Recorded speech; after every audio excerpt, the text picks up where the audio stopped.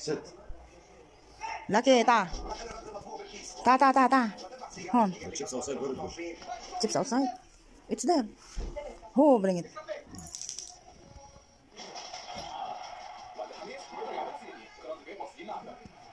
سكر الباب. سكر الباب. لا اضرب برا. اضرب برا. اندرو سكر الباب. اندرو سكر الباب انتو. راح ماما راح. Come here. Come.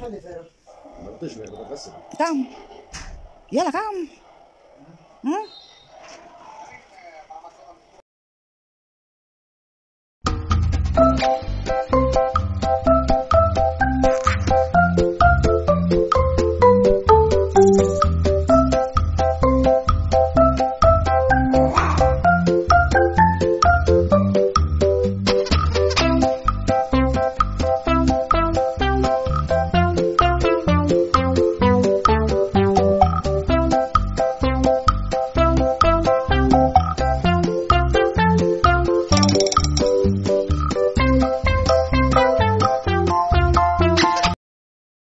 Bingo!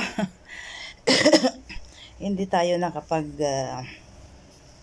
video ng ilang araw at may ganap, last ganap doon, and then pagkatapos noon may ganap pa rin doon guys, pero hindi ko na na-upload. Meron akong ipapakitang video, pero bago ko ipakita, ang video ito ay karugtong ng video natin minsan, kung tanda nyo, kung napanood nyo, nung minsang umatin tayo ng isang engagement ng pinsan ni Habi na babae na 50 years old. Tapos nakipag-engage sa isang 60 years old na Lebanese na Australiano. Ilalagay ko sa comment section yung ganap noon. At yun nga, yung ganap na ipapakita ko ngayon ay karugtong. So, ang nangyari nga, may ka-engage yung pinsan ni Habi na babae. Nakipag-engage sa isang 60 years old na Lebanese Australiano. At doon sa video iyon, na-explain ko sa inyo guys na yung ganap na yun, yung engagement na yun ay maraming kumukontra. Dahil nga, itong pinsan ni Habi na 50 years old na babae, yaw-yawan na ito. So, yung pinsan ni Habi na 50 years old ay ayaw payagan ng mga kapatid niya na makipag-asawa. Dahil nga 50 years old na siya. Tapos yung mapapangasawa niya, yung magiging fiancé niya ay 60 years old. So, noong umatin kami ng engagement na yun, ay bali, kami lang ni Habi ang representante sa side nung pinsan niyang babae. So, fast forward tayo. Natapos yung engagement na yun. Tapos, ang nangyari, kahapon nga, nagkabati-bati or nagkamaigihan. Yung both side na noon ay bali against sila. Ngayon, okay na, bali tanggap na ng side ng pinsan ni Habi na yun, nakipag-engage yung kapatid nila. So, ang nangyari, bali nagkaroon ng salo-salo nga kahapon, yun nga ipapakita ko sa inyo. Salo-salo kahapon, dumating yung mga side nung lalaki, tapos pumunta sila sa side ng babae, tapos yun, nagkainan kami, naghandaan kami, so yun ang ganap. Magandang pakiramdam, yung bang sa unay ayaw nila, at the end, napag-isip-isip nila na, sige, hayaan na natin yung ating kapatid, dahil nga 3 silang magkapatid. Yung dalawa nga, against sila, wala na silang magulang. Yung dalawang kapatid niya, ayaw siyang pag-asawahin dahil for sure na pag ikinasal siya, inasawa siya, ay bali mapapalayo yung kanilang kapatid. Pupunta siya sa Australia. Yun ang mangyayari. So, ayun, at nagkamaigihan at buong pamilya ng lalaki ay dumalo nga sa kasiyahan kahapon. So, panoorin natin. Taran!